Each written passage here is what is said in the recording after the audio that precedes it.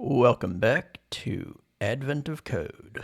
The year is 2025, but you might notice it's only 7:30 p.m. So I think I'm going to do something a little bit different today. I think I'm going to go back to 2020 and do day 5 because that's the next one that I haven't done from that year. But first of all, am I live? Is my audio working? Also, I think I fixed my webcam video stream issue, whatever that was. So, is my stream working?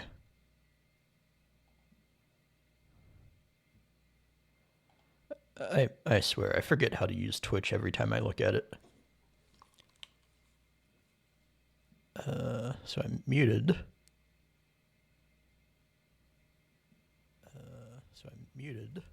Okay, audio works. I'm gonna mute this temporarily.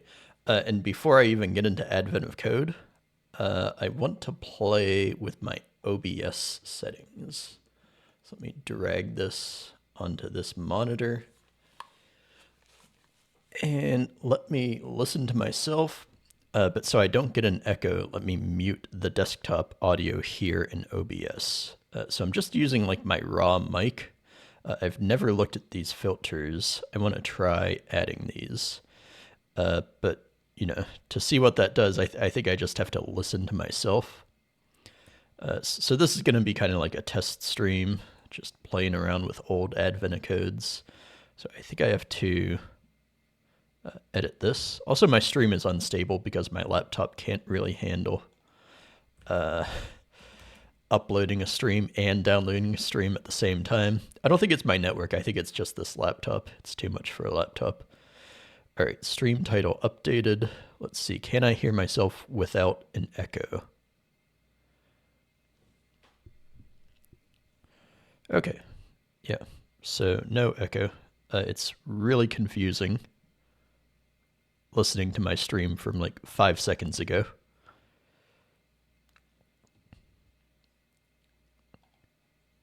So bear with me if I'm speaking very slowly because I'm, you know, listening to what I said 5 seconds ago. And like I just said, it's really confusing.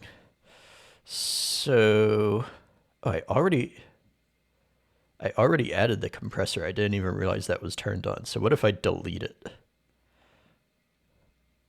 All right, compressor deleted. How does this sound?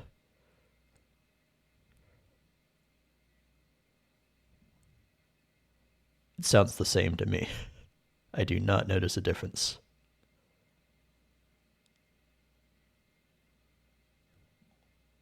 All right, let's add the compressor again.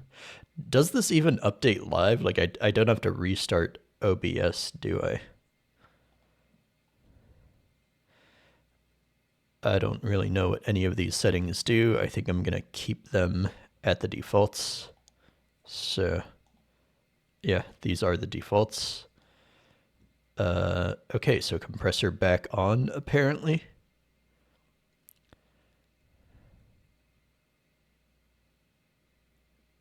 Yeah, I'm not noticing a difference. What other filters do we have? Equalizer. I don't know. I guess I have to research this and find out what other people use, but I'm just going to leave this on for now because it doesn't sound worse.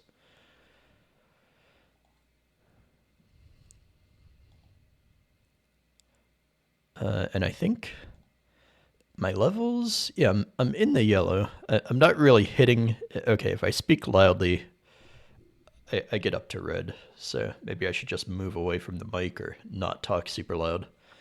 All right. I think I'm done fiddling with OBS. So, yeah, I'm not going to watch myself because my bitrate shows as unstable.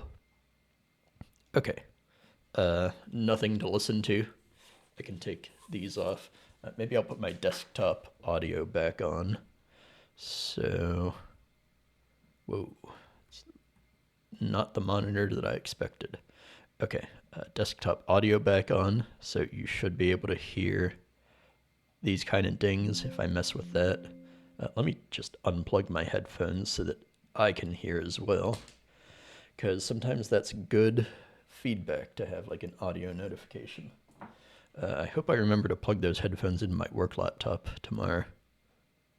I'll probably like join a Zoom meeting and not realize that I can't hear anything. Okay, there's desktop audio. Seems to be feeding into OBS. I do want to have it turned down, kind of. I don't know if this affects what goes into OBS, but this is already at like a decent negative gain. What was that, negative 20? Now I just touched it, so it changed. Okay, enough infinite recursion. I said it before, but I think I'm done fiddling with OBS. What else did I want to do? Yeah, I didn't notice yesterday that my bot wasn't running, so somebody commented bang links, and then, the bot didn't give you my links. So hopefully that's working now. I just confirmed that the bot is running, so it should be a one-time issue. I might forget to do that again in the future, though. Yeah, so mess with my audio. I did that. No noticeable difference, but it doesn't hurt, so I'll leave that compressor on. Is there anything else I wanted to talk about? I don't think so. Yeah, so I'm not staying up till midnight. I don't think I should. Maybe I could. I think I could survive a workday on like 6 hours of sleep. But if we happen to get a hard problem today, let me click into 2025. They've been manageable so far. So if day 4 is a similar difficulty as the last 3 days, I think I would be okay. I should be able to wrap it up in like an hour and then get to bed within an hour from that, and then survive the next workday on 6 hours of sleep. But if it's harder than the last few days, which it might be, they typically start ramping up in difficulty sometime, then that's just thoroughly going to mess up my sleep.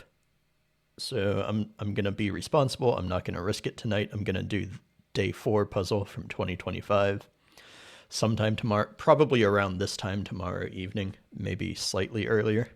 I just watched Jeopardy, so I might skip Jeopardy tomorrow and start this half an hour earlier. Yeah, so I'm not doing that, but I wanted to keep up the rhythm of doing an Advent of Code puzzle every day, so I think I'm going to go back to a previous year. And I just did day 4 for a warm-up like 2 or 3 weeks ago. So I think I'm just going to go into day 5. Haven't looked at this yet. Don't know what it's going to be. It's probably going to be like a manageable difficulty, but it's not midnight, so I have time. Let me do like my new day script, and it's 2020. It's not 2025. So this is going to get me all messed up. Did I... Okay, I closed that other tmux pane that I had. New day, so we're not going to do this. We're going to do 2020 day 5. And CDing is not part of my run script, so I have to do this in 2 places. It was 2020, right? 2020 day 5. All right, that's the one that I want to download.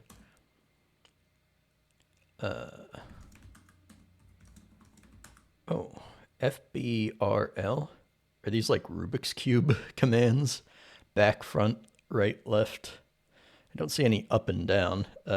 Maybe it's directions, just like moving in a 2D grid.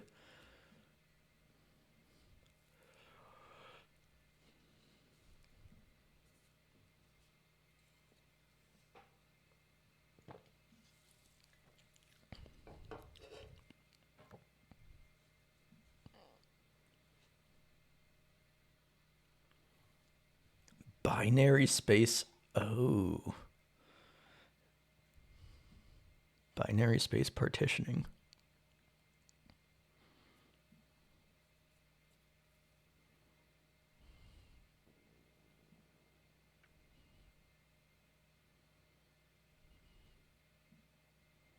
So we're splitting front and back first.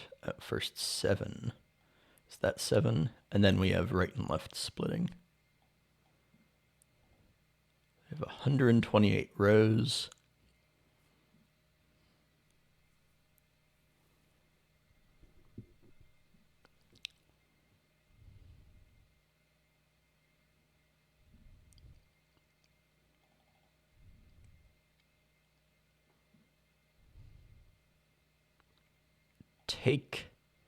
take the lower, yeah, keeping. Okay, when they said take, I thought it meant like remove, but take means keep. Take the upper half. Okay, that makes sense. And then we have left and right splitting, which is just another dimension, I guess. And that's only 3 characters.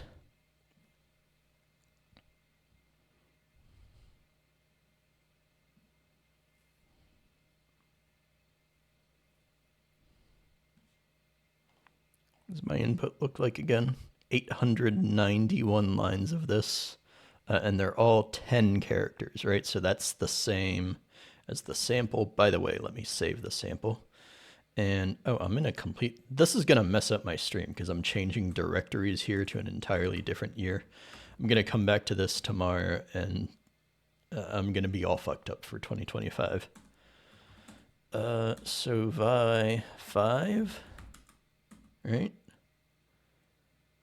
I also want to open up my utils, so I have those in a buffer for auto-completion, so I can just auto-complete the functions that exist, like, split exists, but we don't call in Syntran, so I don't know why I typed call there for a demo.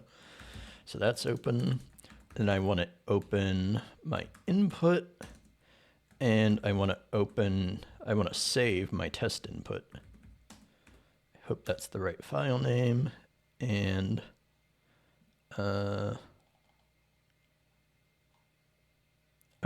do we have a test input? They give us these, so maybe these 3 are going to be my test input. What is the seat ID? Okay, just some kind of checksum. All right, and then add up. No, just get the max. What's the highest seat ID out of all those seat ID checksums? Okay, so this is going to be my test input. I'm just going to copy all 3 of these and delete the whatever is after the actual instructions. Okay, this is going to be my test input, but it's not really clear. Some of these earlier years, they're not quite as formulaic, and there's not like an explicit test input the way there always seems to be in like 2025 or 2024. That's fine. So there's my test input, and I should be able to run this thing and echo the input. There we go. And now I'm all fucked up, so this is actually 2020, and we're on day 5. So we can do 1 string at a time.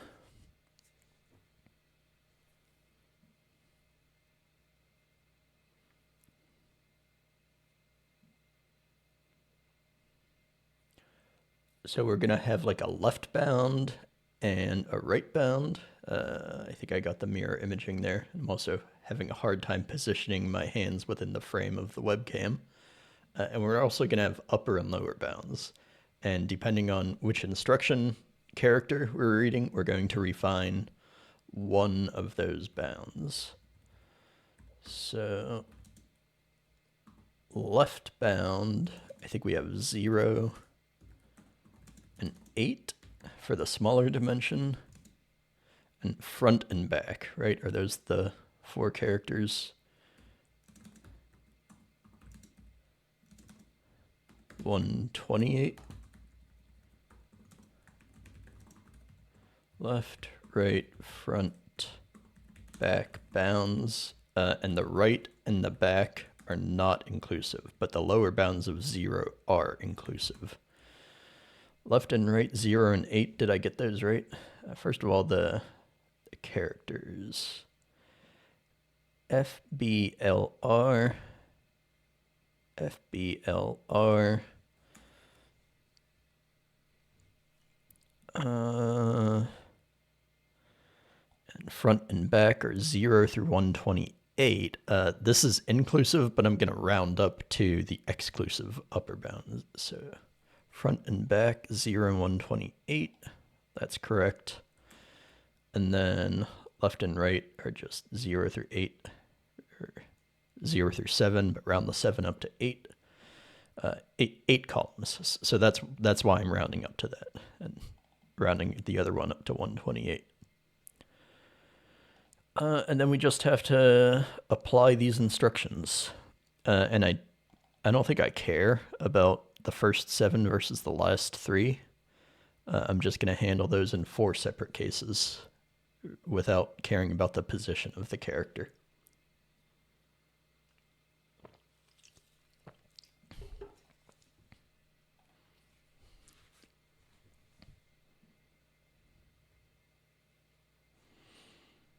So, for care, care gets highlighted. We'll just do C. For C in string,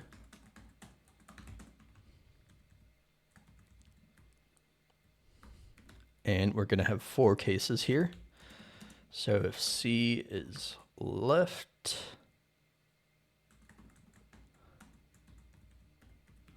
this is going to be an else. This is R. I only have 2 more cases. Front and back, and these are uppercase. My variables are lowercase here, but these instructions are case sensitive, so these are uppercase. Let me just like echo those. Sanity check.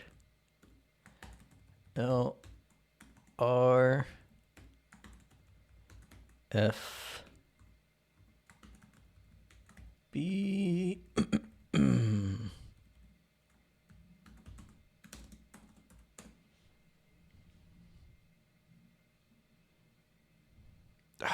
I already have F.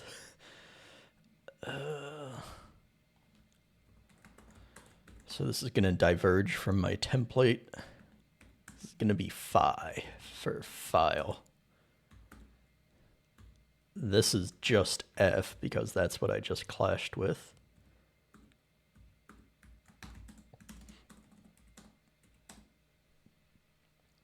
Okay, BBFF, BBFRLL seems legit.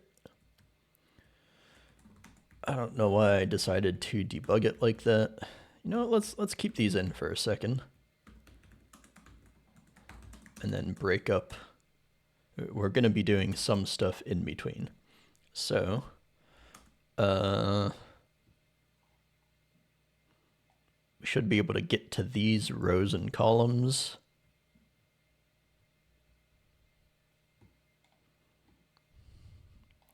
So if we have left, we're going to split the left and right, and we're keeping the left part. So left is going to stay the same, but right is going to become the midpoint of the previous section, slice, range. I think range is the good word. So, yeah, we're going to update right. It's going to be left plus right over 2.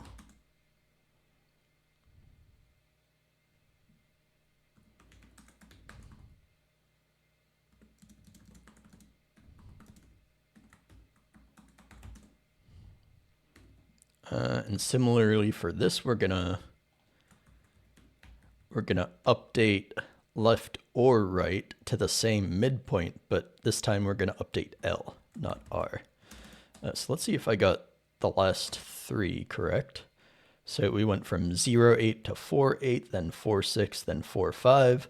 So that at the end, we're inclusive of the lower bound and exclusive of the upper bound. So we should end up in column 4.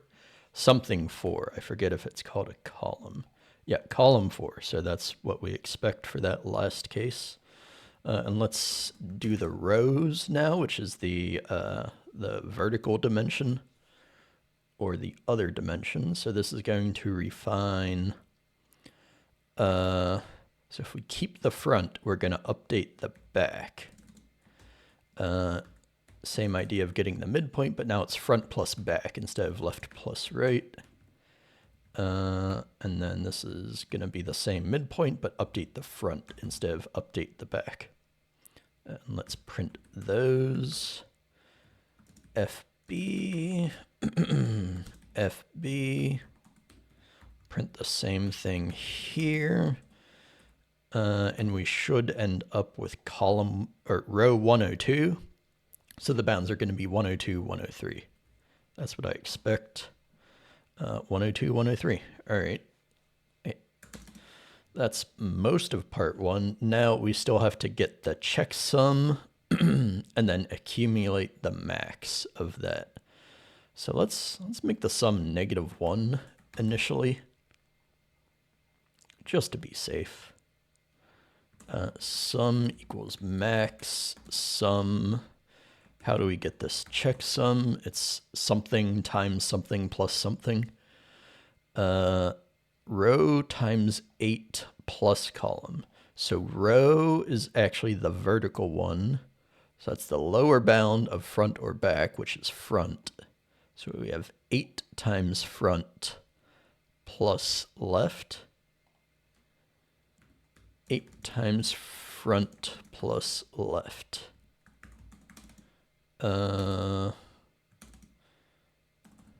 Should be the max of whatever these are. The types have to match. 820. So we got 820, and then it's the max out of these three.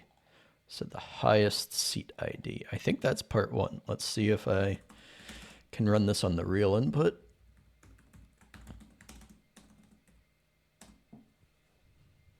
$987. This seems simple enough.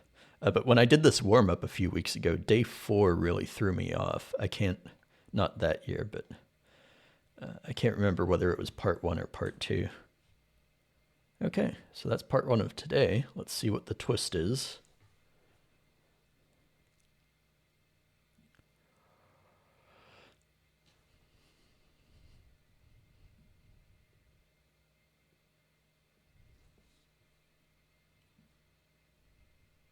What? I read that and I didn't understand a single word of it.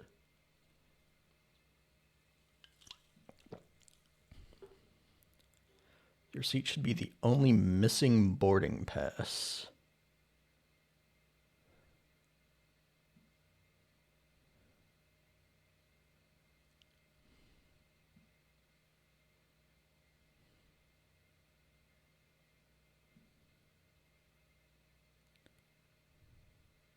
Hey, Vision for All, welcome to the stream.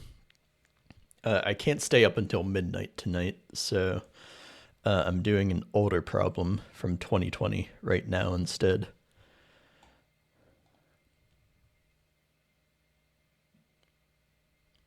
I don't entirely understand what part 2 is. So I think we have like a grid and we're filling up the grid, and now we have to find like the one empty spot, but also don't count the first row or the backmost row. Seats with IDs plus or minus 1 will be in your... I don't really know what that means. I think I'm going to fill out a grid and see what's empty or not. Seats with IDs plus or minus 1 IDs will be in your list. Yeah, I don't really know what this means, but I think I just have to print out the grid of which seats are filled, and then maybe I'll know what this is talking about. Maybe I'll understand. So let's take part 1 and copy it to part 2.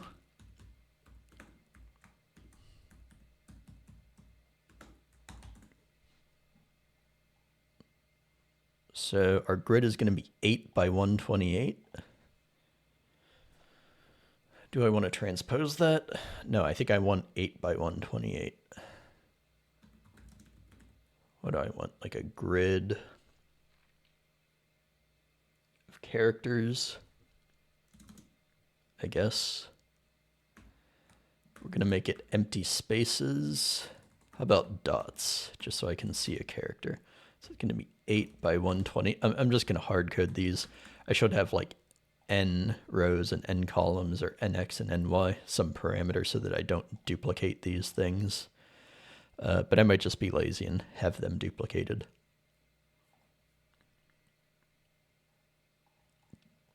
So I'm not even going to set this grid, but let's just print it out to see what this looks like. It should be 8 by 128 dots with like extra comma separation, because that's just the way that Syntran prints things. I didn't call part 2. I have my wireless mouse plugged in, and I keep like reaching for it by instinct and then leaving my cursor somewhere in the middle of the screen, so it's like covering up the code. I'll try to keep it somewhere over to the right if I remember, but I might forget. So sorry about that. Okay, now we're printing the grid, and there I go, moving the mouse again. It's 8 by 128. Now let's fill in the values that we get. Whatever final front and left coordinates we end up with. And let's like fill it in with a hash mark or something that's visible. Maybe you have to find the missing ID and they are not at the beginning. I think that's what it's saying, but it's kind of unclear to me. That's the thing with these earlier years. Like they don't always have like a nice clean text block of test input. So I'm like, I don't know, I guess I'll use these 3 as 3 lines for my test input. So they don't always have a clear sample input, and then sometimes the instructions are just a little bit mysterious. That's fine. That can be like part of the puzzle. It's like trying to figure out what the hell does this want me to do. There are some problems where you have to like print something out and you get like a picture of a Christmas tree. I don't remember what year that problem was, but I could not figure it out. I had to look up somebody else's solution and be like, oh, like there's a picture that I just have to look for. That's weird. I never would have figured that out. Hey, Bad Cup, welcome to the stream. I can't stay up until midnight tonight, so I'm just doing one of the older years as just for fun. So let's fill in this grid and see what the picture looks like. Not print line, but grid, front and left, hash mark, has a lot of density, so that should be visible. And then we're still printing the grid down here. That didn't do anything. Oh, it did. Why does this language look reasonable? It looks kind of like Rust, doesn't it? And we have syntax highlighting. This one weird design choice that I made somewhat recently is type annotation.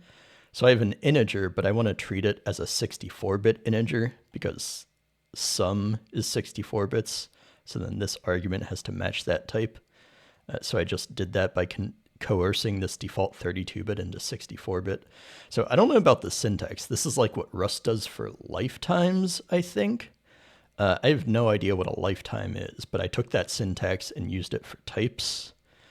I think some languages might like put a colon there, but I can't use a colon because I do that for like a lot of array stuff. I don't have anything in this example, but colon is too overloaded, so I can't do that.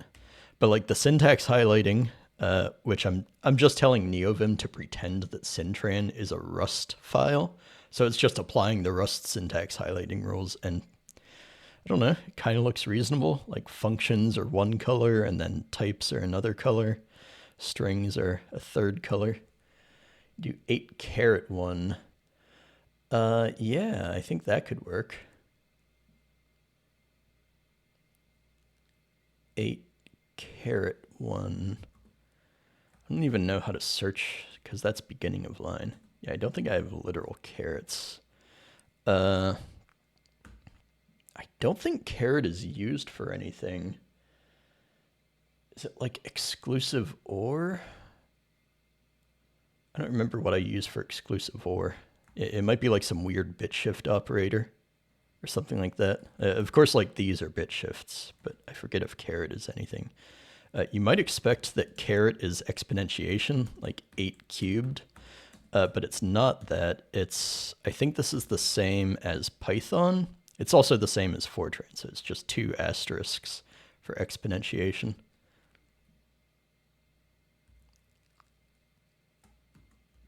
Yeah, that pretty sure that originally came from Fortran. That's why I did it. And then like Python picked it up. I think a few other sane languages picked it up. So this grid did not turn out how I expected. We got a bunch of filled in seats that are all together. And then we got a lot of empty space. So I don't understand what I'm doing for part 2 here.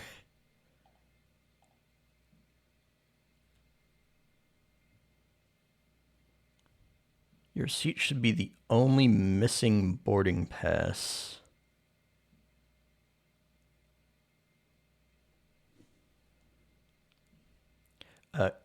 Can I use Unicode characters? I don't think so. I don't even know how to type those. I honestly have no idea what's going to happen. Let's do like a test.syntran. So you can have X. X is an ASCII character, and then we can just print that. So syntran, test.syntran. Let's try to do pi. Oh, superscript. Superscript for exponentiation. That's interesting. Let me see if I can do like pi as a variable name. I don't know how to get pi, so I'm just going to Google it.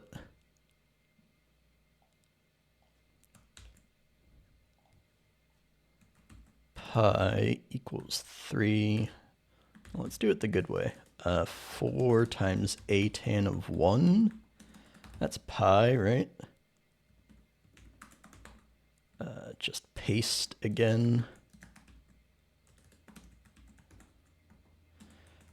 Something bad is probably going to happen. Unexpected character, and then the error message can't even print the character. But this part does print the character, so that's kind of weird. Yeah, so you can't use Unicode there. I think you can maybe... Yeah, I think you can have Unicode in a string. I think this is in my README, but the results are a little unpredictable. Oh no, is my website down? Okay, my website is up. By the way, you can just try Syntran here. Don't want to paste all that. So yeah, you can have Unicode in a string. That works just fine. But I wanted to get to my README. And I think there's something about emojis, or emoji in the README. Emojis is not a word. Like, that's not the plural of emoji, but I say that by instinct a lot of the time. Emoji. Yeah, so only ASCII really works. You can kind of try Unicode, but the problem is it's going to index these by bytes. So if you say get the first character of the string, it's actually going to give you the first byte of this string. So if you try to slice the string at index 0, it doesn't really work. So that is completely broken, and I have no plans to make that work. Fortran doesn't really handle Unicode well, so Syntran doesn't either. You can like make your own Unicode library to try to support Unicode in Fortran, but it's a lot of work. Maybe there are existing libraries out there that can help, but it's not built into the language. And then anything that integrates with the OS is totally broken. So if you want to try to open a file with a Unicode file name from Fortran, I'm pretty sure that is literally impossible. I don't know of a good way to do it.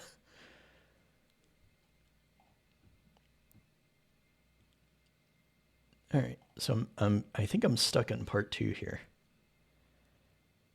The only missing boarding pass. We also have like boarding pass or seat IDs. Are we doing something with seat IDs? Seats with IDs plus or minus 1 from yours.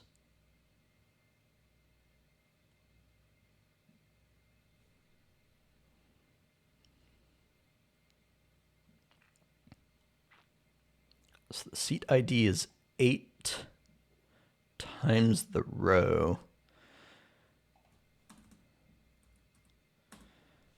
I think that the seat IDs are just numbered like 0, 1, 2, 3, 4, 5, 6, 7, and then we go to the next row, 8, 9, 10, 11, 12. I think that's how the seat IDs work.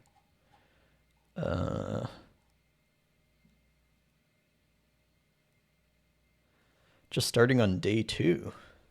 Cool. Welcome to the stream. Sorcerer. Okay, I get it. Sorcerer. I had trouble reading that for a second. I can't stay up until midnight tonight, so I'm going back and doing one of the 2020 problems. I got part 1. I'm kind of lost with part 2. I don't really understand what this is telling me to do. Vision for All says some Unicode character. What is this? Is it just the ghost emoji?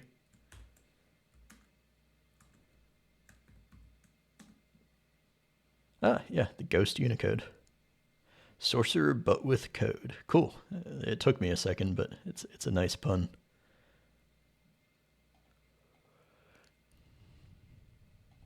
I don't need these tabs. I don't really need that right now either.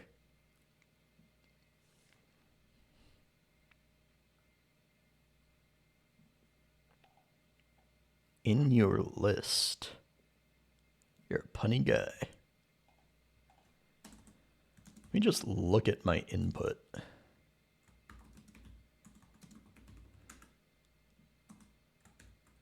You have 891. How many seats are there? It's 8 times 128. There are 1,024 seats, and there are 824 on the list. So there's no possible way that we can fill up all but one seat.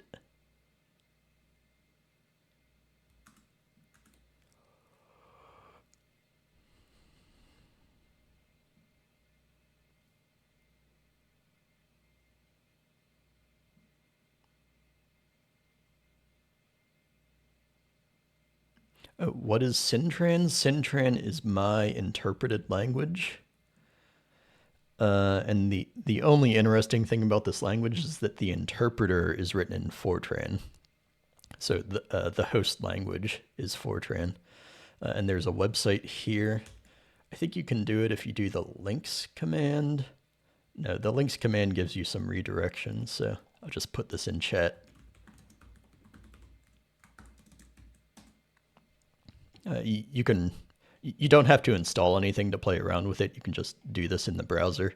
And there are some samples here. It shows you how to do for loops. And there's some example here that calculates pi to some approximation. There's a cool Quine sample. If you haven't heard of it, a Quine is a program that prints itself verbatim. It's kind of tricky to get that working. I never would have figured this out myself, but you can look up Quines in other languages and then try to figure out how to port them. So that's what I did here. Like it's tricky to print verbatim without doing any tricks like reading your own program as a file. That would be like a cheat for a Quine. Yeah, so that's what Syntran is, and I've been doing Advent code in Syntran for a couple years now. I started developing this language, I think, about 3 years ago, and I've been doing Advent code in it for like 2 years now. Got to update my PL nerd card. Yeah, this is very niche. I think I'm the only user of this language.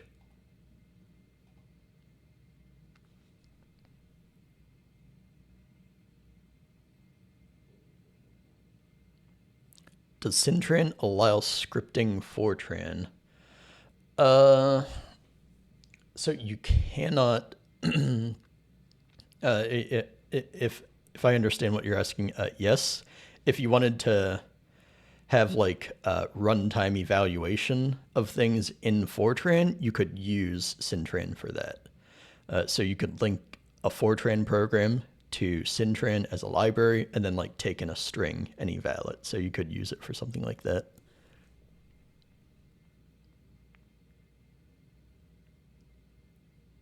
I think I might have to look this up on the Reddit to figure out what this means. If the seat, oh, if the seats are all unique.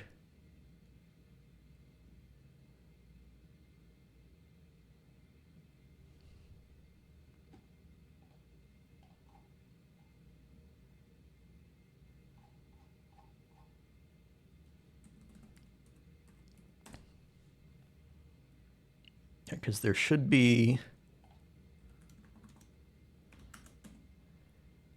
there are 891 things.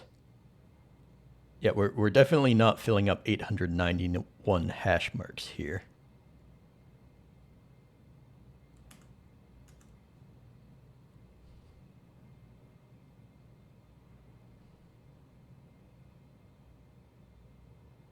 Maybe I have to reread part 1 because I didn't really read this thoroughly.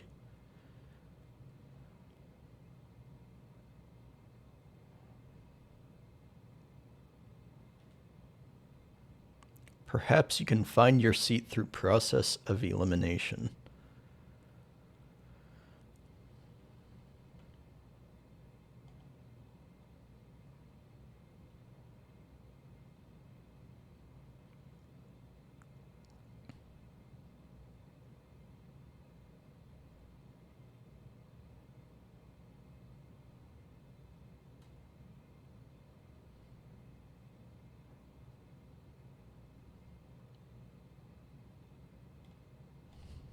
Did I fill out this grid correctly?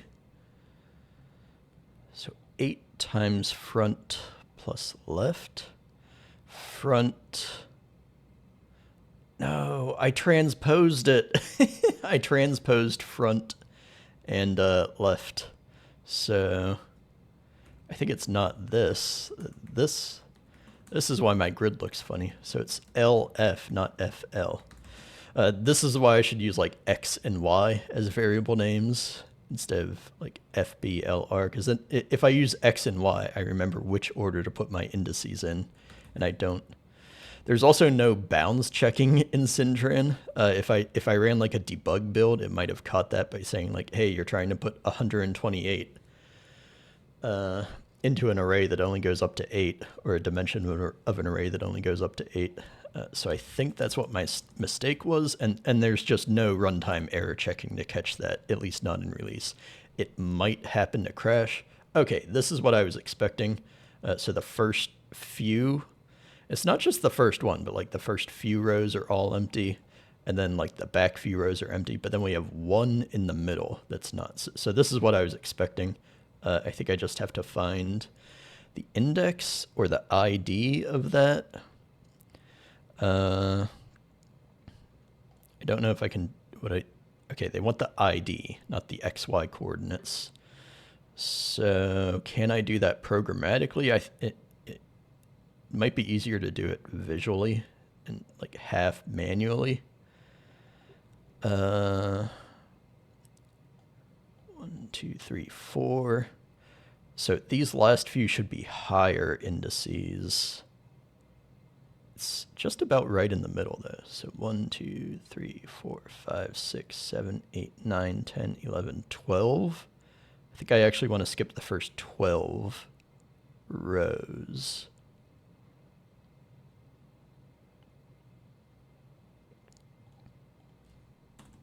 And like the last 12 just to be safe.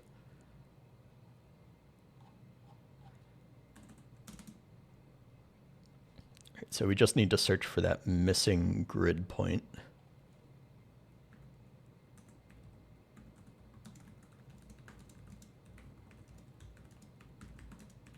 Ignoring the first and last few rows.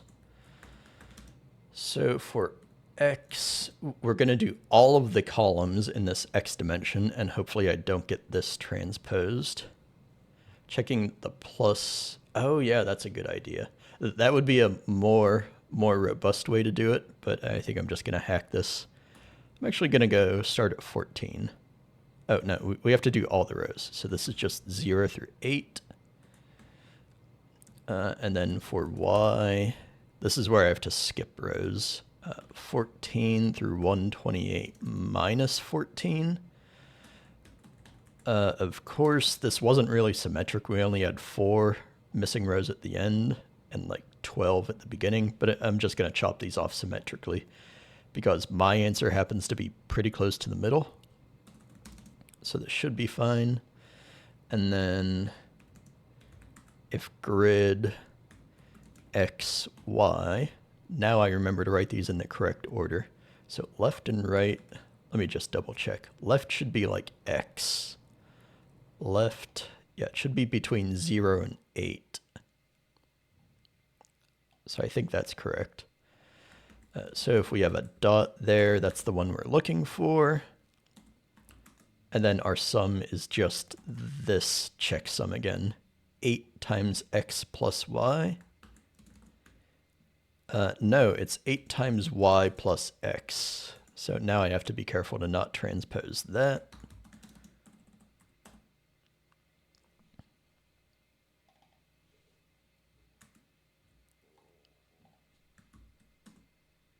Okay, yeah, it just took me a long time. It was mainly the transposition error. If I had gotten that right, then I think my initial instinct would have worked and I wouldn't have been so confused. Yeah, I think that might be it for the stream. I'm gonna get this committed. Maybe I'll see if anyone else is doing Advent code. I could always raid somebody who's not doing Advent code. All right, we've got a few people that I'm following doing stuff here. So let me get this committed first of all.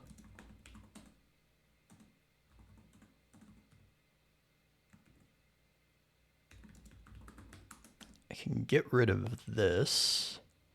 Want to see your day one? Sure, yeah, post it. I can do a review and roast before I wrap up here.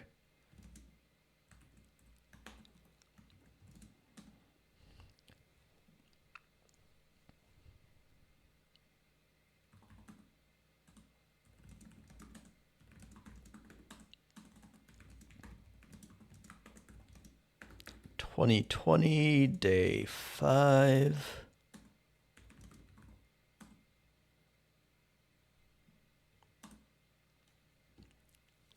Let me double check that. I hope this link is safe.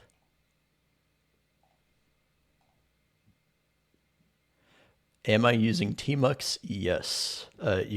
You might be able to tell by my nearly default status bar here. I haven't really customized it very much except for the color of the bar. Like maybe I messed with the date and time format a little bit. I can't remember. So yeah, I have my running tab here, or they don't call them tabs in Tmux. I forget what they're called. But I have one tab to run my code and another tab to edit my code.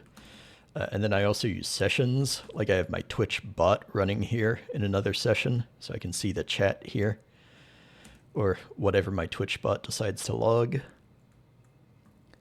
Yeah, I was about to go to this link. I lost my clipboard. Oh, you just discovered Tmux. I see a lot of streamers on Twitch, at least, using Tmux. It depends on the type of developer. If you have like a VS Code developer, they're probably not using Tmux, but a lot of the Linux streamers use Tmux. A lot of people have it highly customized, so it doesn't look like this at all. And then it's a little bit hard to tell that it's Tmux, but it still works the same way. Like it has a different skin, but it still has all the same functionality. Having to fit Debian and 2 GB SSD. That is a really small hard drive. How old is that? It's cool that that machine still runs. All right, let's look at this code. Whoa. Oh, closure? I have no understanding of closure. Okay, we have some functions here. Oh, this is just hard-coded input. I saw this first and I thought it was like assembly or something. Let me like copy this into something where I can see more rows at a time.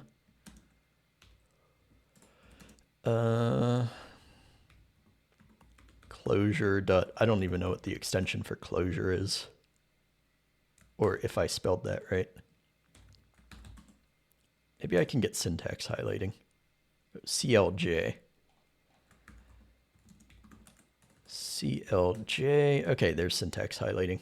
Yeah, there we go.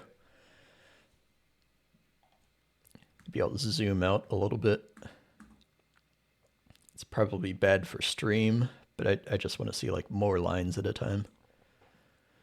Oh yeah, this was like the lock rotation thing. I remember this. It's only been 2 days or 3 days, but I'm starting to forget. Oh, you can run it on their backend. That's nice. Split lines. Like I said, I have no understanding of closure. Is / used as like the namespace separator, like : in C++?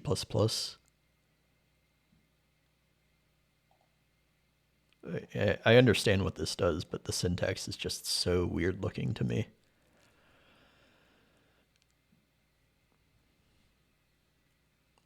Movement RE is left in. Oh, but it was replaced. Okay, yeah, I do that too. I have like dead code that I just leave in there. No worries.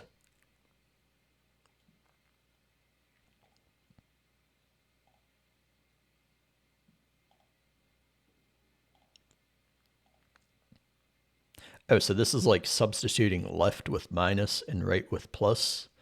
I watched Bad Cop's stream. I don't know if she's still in the chat, but she did this in Bash, and she used tr in Bash to translate left to minus and right to plus in like the same way. Oh yeah, regex substitute. Same idea. Part 1, we just had to count how many things ended up at 0. Remainder. Oh, is this reverse Polish notation or prefix notation? Cheap. Oh, we got a bot here that I need to ban. I forget how to ban people. Triple dots block. There we go.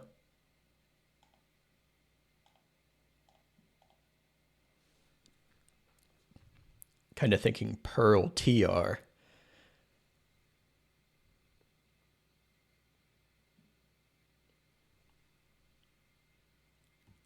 Plus and minus. Oh yeah, they take 1 argument or 2 arguments. So this plus, I think it has 2 arguments. Oh, and then this is, all right. I kind of see how that works. It's not really a language meant for readability or human readability, right? Like, do you learn this eventually? Do you learn to just recognize prefix notation? And then 50. What is the 50 doing? Take the remainder function.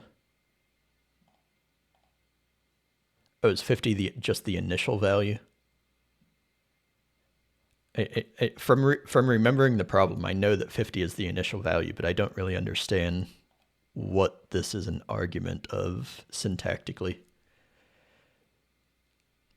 Okay, prefix notation grows on you.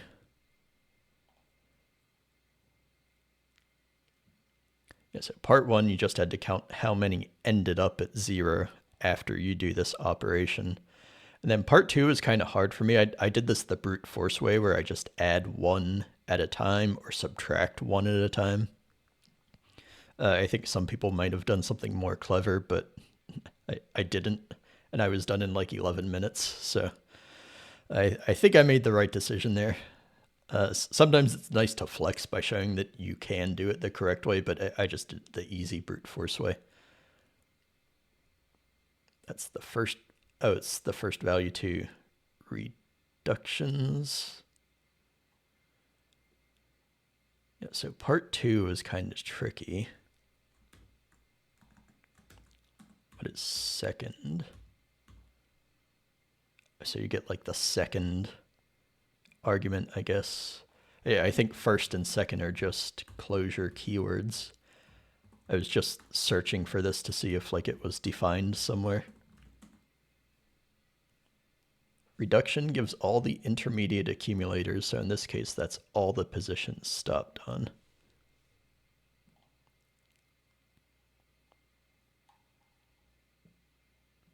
Oh, you have 2 different implementations of this. I did that. I think you said you just did day 1, so I think I don't want to spoil day 3 for you by talking about what that was. But I had something similar. Like I had a brute force implementation, which was I'm not going to spoil it, but I had something similar to this. It worked, yeah. For day 1, it works. Okay, yes. So this was like the clever solution. I did not do this one. I only did it the brute force way on day 1. Oh, and you can time it. It's cool that time is built into the language. A lot of other languages, you have to get the time and then call your function that does the work and then get the time again and subtract them. I'm used to having to work like that, but it's nice if you can just time it with one thing like this. Like that Bash has something like that. It's very convenient. Permutations for day 2. So you've looked at day 2, but you didn't start it yet. I think, what? Oh, it was like the repeated strings. Not gonna scroll to part 2. Yeah, so you had to look for like repeated strings. I remember that now.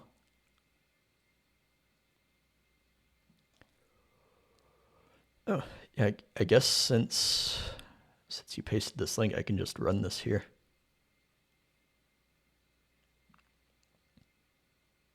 Cool.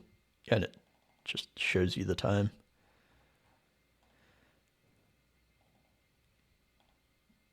Oh yeah, that's pretty fast. I think most of the lag there was just like this cloud service spinning up a worker or whatever, but it actually runs in like milliseconds.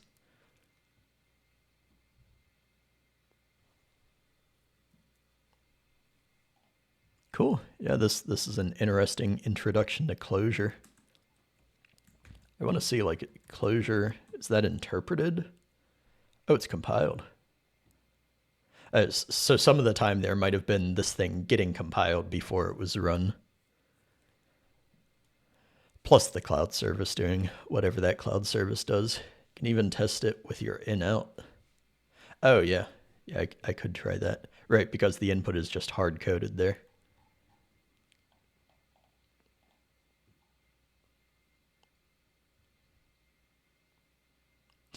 Oh, it's a dialect of Lisp. Okay, I've touched Lisp very briefly, very many years ago.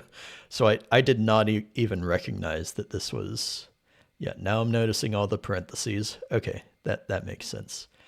I forget which Lisp dialect I used. It might have been Scheme.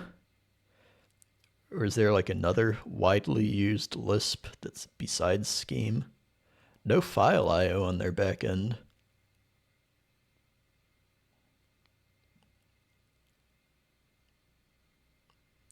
Oh, the full size in-out, yeah. Right, because you can't do file input output. Last year I did something similar just as an exercise. I tried to do, I don't work like this normally, but I tried to do advent of code in this little interpreter. And when you start getting like 500 lines to 1,000 lines, like this code editor, which I'm using some JavaScript library called Code Mirror. I'm using that for all the syntax highlighting here. It just gets so laggy having 1,000 lines in a web browser. It runs okay, but then you also can't do input and output. Like you can't read or write files here, so you have to hard code the input in here. If you choose to do advent of code in this web tool, which I don't recommend, but I did it for day 1. last year just as an exercise, and it's kind of excruciating. Immutable persistent data structures. So is it like Rust where things are immutable by default?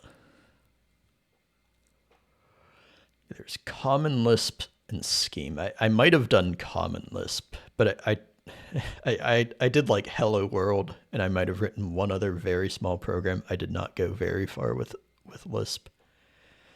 It was one of these two, probably, either Common Lisp or Scheme.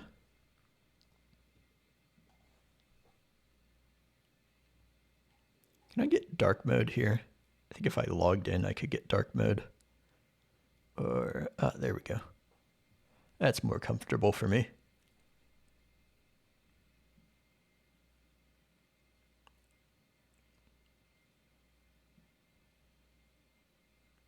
All right, well, I think I'm running towards the end of the stream. I don't want to bore you guys by just sitting here and reading Wikipedia. So I think I'm going to look at Twitch. Did I push this? I want to confirm that I pushed this. Okay, here's day 5. There's this code. Oh yeah, absolutely. It's fun to do something besides writing code myself on stream for a change. Let's see if there's anybody to raid. Don't want to raid John Blow. That's scary. I'm afraid he'll like make fun of me or something, or roast me. Dev tries Minecraft. Probably don't want to raid a Minecrafter, no offense. What about Hipsmaroof? Also, sounds like Hipsmaroof is also gaming. There are some people here I don't follow, but at least they're doing software. Is this gameplay or also game dev? It says game dev.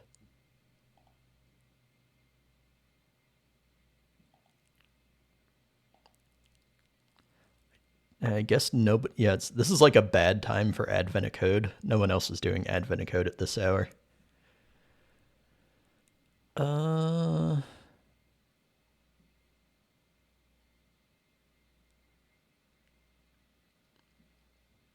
UIA. I'll have to check that out.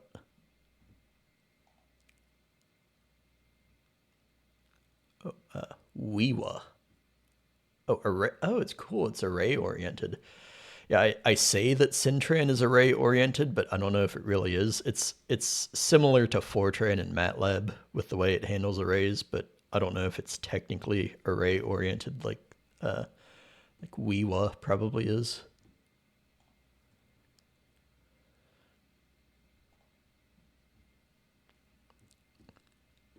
What is going on? The stream is not even moving. I already clicked on it. Like, it just looks like people playing games. I don't see anyone else really developing. This is like Blender or Unity. Godot engine. Oh. Which one did I click on? Okay. Yeah, maybe I'll raid the this Godot user. Connor Hoekstra. Array family langs. I'll have to check that out. Iversonian. I don't know what that means. All right. Well, I think I'm gonna raid this streamer. JU. That looks hard to type.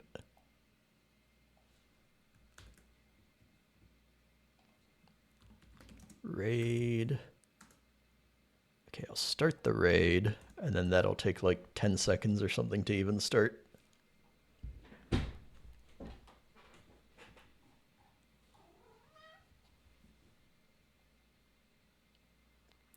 All right, well, thanks everybody who tuned in.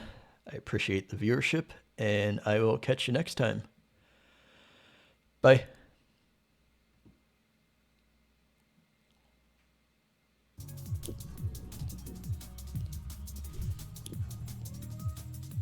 There you go. Jeff Irwin, another Jeff? Yo, Jeff Irwin with a raid, man. Thank you so much, dude. Shout out to Jeff Irwin. Go follow Jeff Irwin. Are you a game dev? You want to have a battle of the Jeffs? Let's go, dude. Software game development. Good looking dude. Let's go. Thank you so much, man. Didn't even know it was your Jeff. Ouch. Just kidding. I'm a dev, but not really game dev. Oh, cool. Are you a web dev or something? I wouldn't consider myself a dev or a game dev. I'm trash at it, but I really enjoy it. Thank you so much, man. Good to meet you. Yeah, we're working on our tutorial system right now, and I think we're just about there. Let's say back-end dev. Okay, cool. You're smart. Very nice. What are you working on today? It's complicated? Nice. Yeah, we're just working on our tutorial right now. Okay, yeah, we should be good here. I think that will help. Yeah, we should be good. Nice. Okay. The only thing we need now is I want to make it so that if you're up here